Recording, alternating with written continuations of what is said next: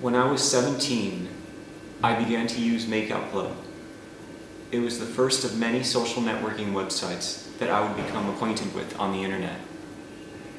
It was the year 2001. I was on page 6 of the boys section, and according to my high school, it was considered a major social taboo to have your picture on such a website. This monumental moment of submitting a webcam photo that I had taken and having it displayed for all the internet world to see completely changed my life and the years to come. I discovered the power of having my profile on such a website. It was a relatively fast awareness. The attention I got made me very infamous in high school and well-liked on the internet. The focus on both fronts was a compelling enough reason to continue doing it. There was an eminence about it that I relished. I was still in high school, and it was the first time I had ever felt like I was the center of attention. People would talk about me behind my back. My ex-friends would go out of their way to tell people that not only was I on an email website, but go further to print and distribute it to others while commenting on my sexuality. I mean, it was not one or two people, but it was a clique of 20 or 30 teenagers who told the entire school about my gay self and my gay profile. I felt honored. For the first time, I was not overlooked. People wouldn't ignore me at parties or think I was a bore whose foolish kindness was masked in social awkwardness. I wasn't kind. I wanted to be the center of attention all the time.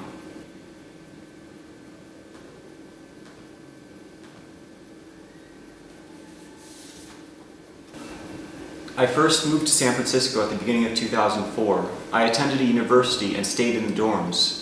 They were separated from the rest of the city.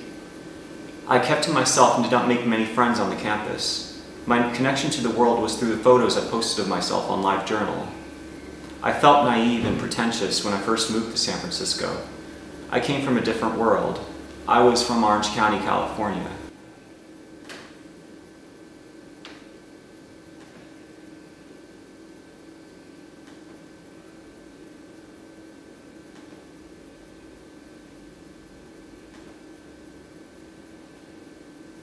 When I did not post pictures of myself, I would post blurry photos and nonsensical poems I wrote. I would add bold, italics, spacing, asterisks, ampersands, semicolons, and underscores to make the poem look all the more weird. I wanted to figure myself out through the people I met and through the poems I wrote. Nobody could figure me out if I couldn't.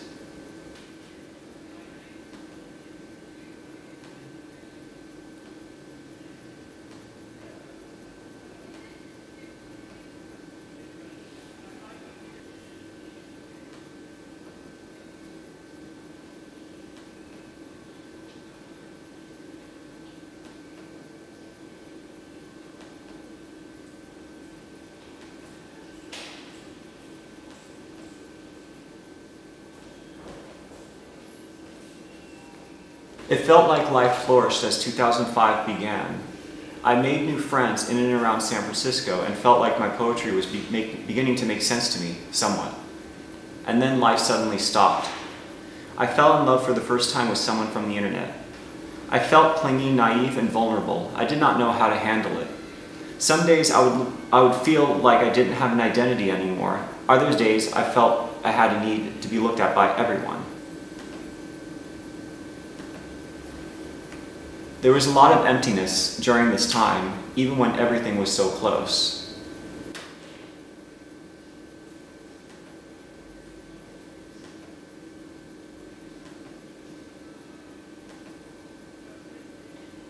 Things are not as rosy after I fell in love. By summer 2005, my hair and clothes began to match my apartment. My bedroom got messy, and I found my life similarly becoming more complicated.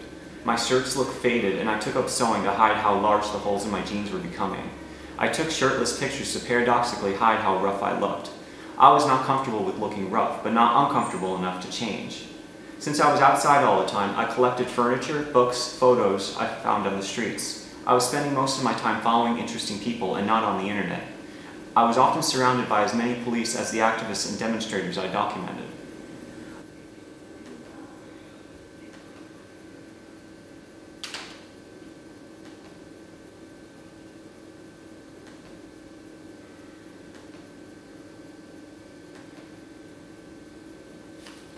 The apartment began to oddly look more lived in as I spent as much time as I could outside of it, distracting myself from myself and exploring the world.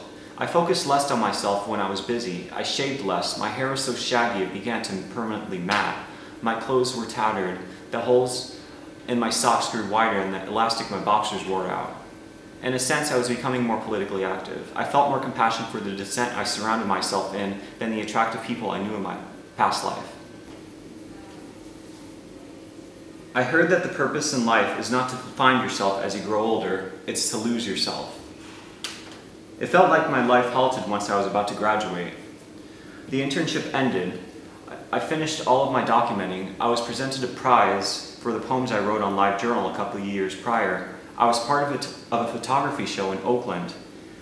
Everything I devoted my entire days to was published, exhibited, and showcased. And there was nothing left to show for myself. I could not have been lost, yet I did not know what to do. I passed the finish line and there was nothing there. All of the stuff that I accumulated from the streets was given away. I cut my hair and I sold my film camera on eBay. I did not know what to chase anymore.